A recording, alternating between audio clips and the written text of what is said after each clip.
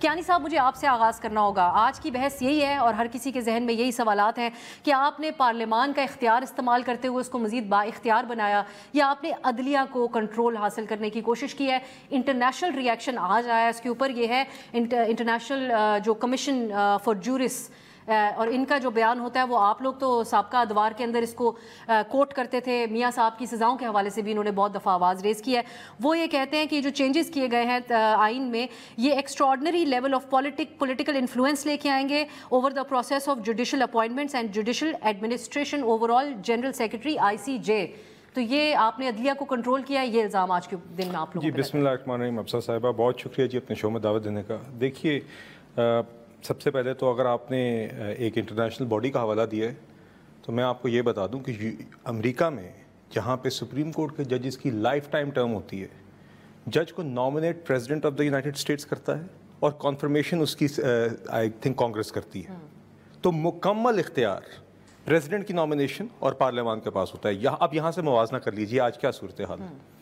سب سے پہلے تو جو ججز کی تعیناتی ہے وہ اس ترمیم کے بعد بھی جوڈیشل کمیشن آف پاکستان کے پاس ہی اختیار ہے، اور جوڈیشل کمیشن آف پاکستان آج بھی ہیڈڈ ہے by the chief justice of Pakistan, اور اس کے اندر سینئر ججز بھی ہیں۔ مگر ہم نے اس میں کیا ترمیم کی ہے کہ ہم نے 4 پارلیمنٹیرینز کو اس میں ڈال دیا ہے، جس میں سے 2 اپوزیشن کے اور 2 ٹریجری کے۔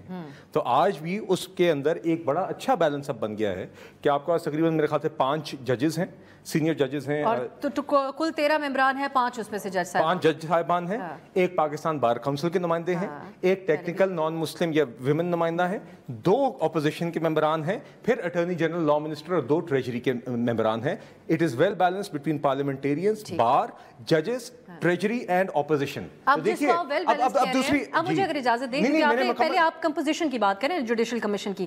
ICJ اس کے حوالے سے یہ کہتا ہے کہ جو اس کے ممبرز ہوں گے جو عدلیہ کے ہوں گے اس میں وہ مائنورٹی میں ہوں گے، کل 13 ہوں گے جن میں سے صرف 5 جج صاحبان ہوں گے، لہٰذا جج صاحبان اس کے اندر مائنورٹی میں ہوں گے، باقی سیاسی حکومت کی نہیں۔ اگر آپ حکومت کے 4 حکومت میں اٹارنی جنرل کو بھی شامل کریں تو حکومت کے 4 ممبران ہیں، پھر تو ججز سے کم حکومت کے۔ اگر حکومتی فیصلے کی بات ہے، پارلیمنٹری ریپرزنٹیشن بالکل ہے، میں سمجھتا ہوں اس سے بھی زیادہ ہونی چاہیے، میں بالکل یہ سمجھتا ہوں۔ جس طرح امریکہ میں اس طرف بھی آپ امریکہ میں ایگزیکٹلی کیا نہیں، امریکہ میں تو بیسکلی ججز کا ہے ہی نہیں، ججز don't get a say in the process at all. Supreme court کا جج جو لائف ٹائم جج ہوتا ہے اس کی nomination president of the United States کرتا ہے اور کانگریس ان کی کنفرمیشن کرتی ہے۔ کوئی اور باڈی، کوئی اور ادارہ جوڈیشری کی انوالومنٹ ہی نہیں ہے۔ یہاں پہ آپ کا ایک بڑا اچھا بیلنس ہے۔